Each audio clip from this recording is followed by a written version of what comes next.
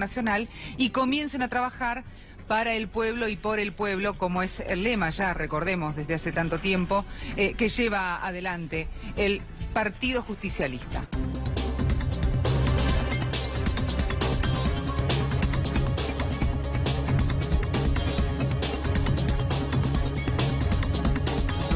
Bien, vamos a darle la bienvenida ya y decirle buenas tardes a Agustín Rossi. ¿Cómo le va, Agustín? Abigail Lasalle y Adrián Saloña lo saludan. ¿Cómo anda? ¿Qué tal? ¿Cómo le va? Buenas tardes para los dos. Bueno, ahí lo veíamos en las fotos de la cumbre. ¿Qué le dejó? ¿Qué le parece? Bueno, primero decir que no fue una cumbre, fue un encuentro entre dirigentes y militantes de distintos sectores de la oposición en la Argentina hoy, que va en el sentido fundamentalmente de ir consolidando esta idea que muchos tenemos en la cabeza, que es necesaria lograr un escenario de unidad opositora, gran frente opositor, que sea capaz de competir con potencialidad en las elecciones del 2019 contra el seguro intento reeleccionista de Mauricio Macri. ¿Y usted considera que es factible lo que le dejó este encuentro, mal llamado cumbre, entonces, es factible la unión del PJ? A menos a simple vista. Yo creo que sí, yo creo que hay datos que son alentadores, que han venido sucediendo durante todo este verano.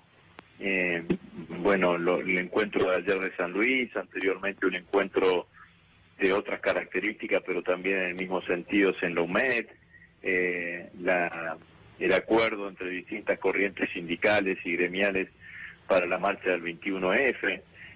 Pero por sobre todas las cosas yo creo que hay un cambio cualitativo, ¿no? Lo que hoy está es en todos los espacios políticos opositores, la agenda de la unidad está presente, ¿no? Sí. Y es en algunos con más intensidad que en otros, pero yo creo que ese es un paso alentador. Ahora, Agustín, seguramente no será una tarea Adri, que se resuelva de un día para el otro, ni de soplar y hacer botellas, pero creo que vamos por el buen camino. ¿Y quién sería el referente que encabece al menos este PJ? ¿Ya se sabe?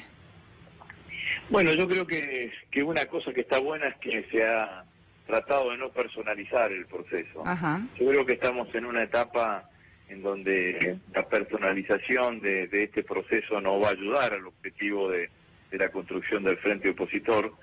Y después, para el momento de definir las candidaturas, que seguramente a eso está referida su pregunta, yo creo que hay que hacer un uso virtuoso de una herramienta ya existente, que son las PASO, las primarias abiertas simultáneas obligatorias.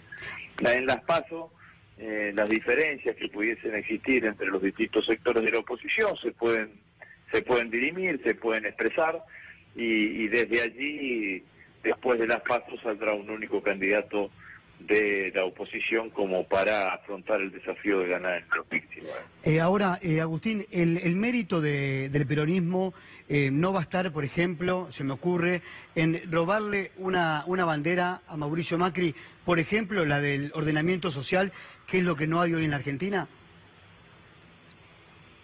Bueno, yo creo que estamos viviendo una situación social complicada, ¿no?, en la Argentina. Estamos en un escenario en donde las condiciones sociales se degradan cada día más, un escenario de inflación creciente. Fíjese que el otro día el jefe de gabinete estuvo en el Congreso de la Nación, en la Cámara de Diputados, y dijo que la inflación estaba bajando, y cuando en esa misma tarde, mientras él estaba allí en la Cámara de Diputados, el INDEC sacó el indicador de inflación del mes de febrero de 2,4 puntos, que es más grande que el 1,8 de enero. Entonces, al contrario de tener una inflación en baja, tenemos una inflación hacia la alza. Esa inflación está dada por el impacto que tienen los aumentos tarifarios y la devaluación permanente que ha tenido estos meses de enero y febrero en el tipo de cambio. Esos dos precios relativos a la economía impactan hacia la alza en la totalidad de los precios internos. Y entonces tenemos un escenario en donde la mayoría de los argentinos está viviendo con los sueldos del año pasado, pero la vida tiene los precios de este año que son mucho más caros que los del año pasado. Ahora, y eso claramente está generando tensiones sociales, además del capricho del gobierno de cerrar una paritaria en el 15%, cuando claramente vamos a tener una inflación del orden del 25%, va a significar pérdida del poder adquisitivo del salario como ya han perdido poder adquisitivo los jubilados y pensionados a partir de la reforma previsional. Todo eso genera una situación económica compleja, sin duda. Agustín, si hablamos del peronismo, el peronismo no tiene dos diagnósticos sobre la realidad del país. Están los peronistas que dicen aquí va a haber una rebelión social por el ajuste severo que hay, esto va camino al 2001, pero después hay un peronismo más simpático, por llamarlo de alguna manera, que dicen que no, que esto no va a chocar, que esto no es el 2001, que tarde o temprano el modelo de Macri va a ir funcionando. ¿No hay dos miradas, dos peronismos sobre lo que está pasando en la Argentina? Mire, yo lo que intento transmitir es lo siguiente, ¿no? A mí me parece que hay una cantidad de sectores de la oposición que no necesariamente tengan que tener una mirada coincidente en un 100% de las cosas que suceden hoy en Argentina. Seguramente, si estamos hablando de tratar de unir lo que estaba desunido, de unir lo que está distinto, bueno, es porque había miradas o pensamientos, había o hay miradas o pensamientos distintos.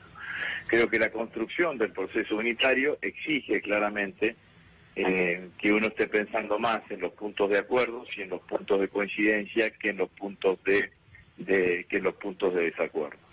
Ahora, de todas maneras, ¿qué es mi presupuesto? Mi presupuesto básico es que uno se puede unir con todos aquellos sectores de la oposición que por más que tengamos distancia entre nosotros, la distancia que cada uno individualmente tiene con el oficialismo es mucho mayor. Entonces, a partir de allí sí se puede plantear la construcción de una fuerza política opositora. Bueno, ese es el camino que yo creo que nosotros tenemos que tener y nosotros tenemos que llevar adelante. Rossi, volviendo al encuentro realizado en San Luis, ¿dijeron algo los gobernadores por qué se ausentaron?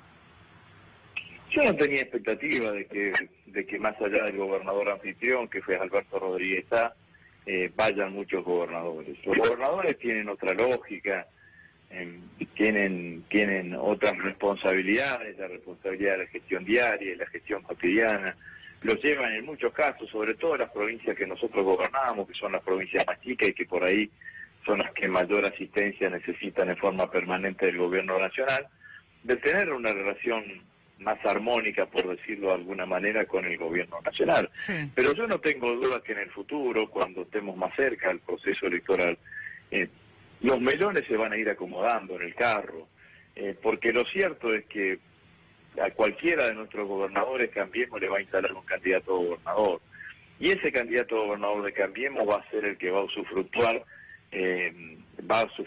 o no, digamos, no, pero el que va a salir en búsqueda del voto que tenga de adhesión el presidente Macri. Entonces, nuestros gobernadores o los candidatos que impulsen estos gobernadores van a tener que trabajar con el voto opositor y en ese sentido nos vamos a encontrar, en ese camino nos vamos a encontrar juntos. O sea que Entonces, yo creo que eso hay que darle tiempo, hay que darle tiempo, esto es claramente así, ¿no? O sea que usted no estaría en el 100% de acuerdo con Yasky, por ejemplo, que dice que sufrieron presiones por el ministro Frigerio.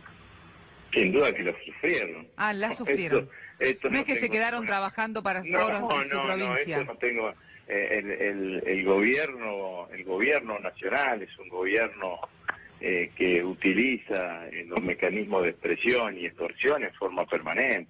Lo vimos nosotros cuando presionaron a gobernadores para que estos hablen con sus diputados para tener los votos para la reforma previsional, o lo vemos cuando presionan a dirigentes gremiales para que firmen una paritaria del 15%. Esto sabemos que es una práctica que es así. Lo que digo es que ese hecho, esta fotografía de hoy, no es una fotografía que se vaya a mantener en el tiempo y que lógicamente en el proceso de construcción de una oposición electoral, yo creo que la mayoría de los que hoy son gobernadores opositores van a terminar participando de la construcción de esa oposición. Bien, Agustín Rossi, muchas gracias por este contacto, muy amable.